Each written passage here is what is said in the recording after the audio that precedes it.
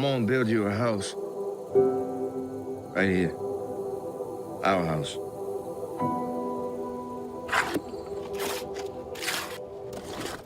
I play Mildred Loving, who was married to Richard Loving. And together, they invalidated the miscegenation laws, anti-miscegenation laws, which was set up by the Racial Inequality Act in 1924, which meant a black person couldn't marry a white person.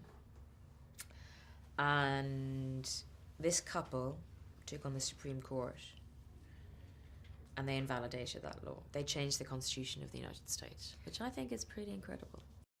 Not only are they amazing for that reason, but they're also a brilliant couple.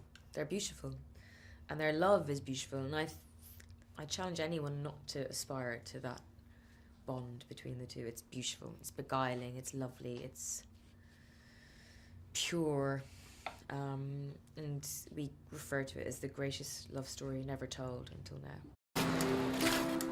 By the power vested in me by the District of Columbia, I now pronounce you husband and wife. Most people I talk to haven't heard of this couple, unless they have a particular interest in civil rights legislation and seek out this information, or they've gone to law school.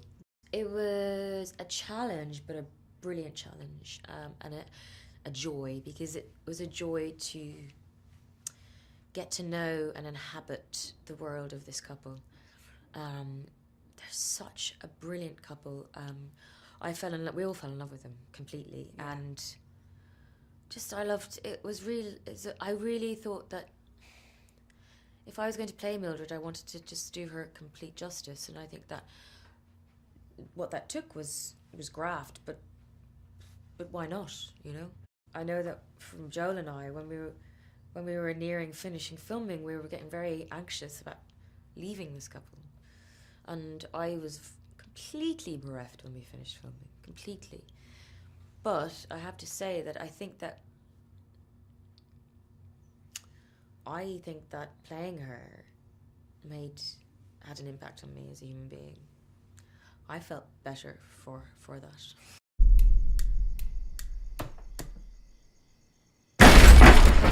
In here? Richard! What you doing in bed with that woman? I'm his wife.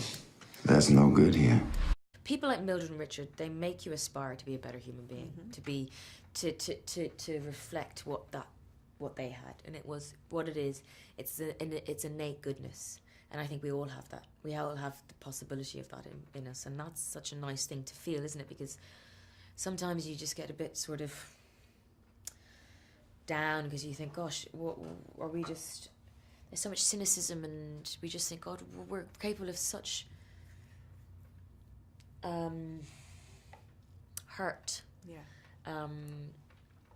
And we must remind ourselves that we're also capable of great good. And I think when we remind ourselves of that, that gives us the impetus to carry out that good. Well, first off, it kind of gave us as a film authenticity, extraordinary authenticity, because there's nothing like standing in the place where they were sentenced. Like the courthouse in the film is the courthouse where they got sentenced. The prison, that's the prison where they were held. It really brings it closer to home, and that gives an extra sort of energy to a performance, I think. But also a privilege to sort of be able to be a conduit for this story, really.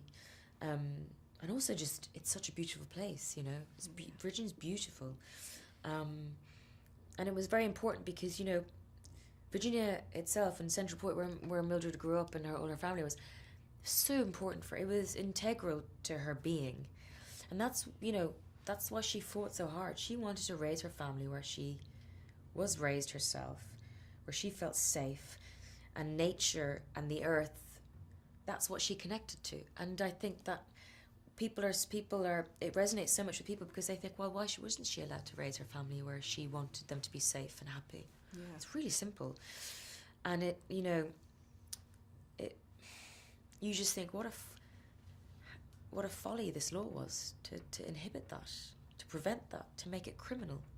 I can take care of you. I know that. I can take care of you. And what I hope that our film, apart from being a brilliant film, I think, biased of course, but it will draw attention to this couple, and rightfully they'll take their place in the civil rights canon. Yeah. And I think it's a great opportunity for Americans to celebrate these two exceptional people who were American.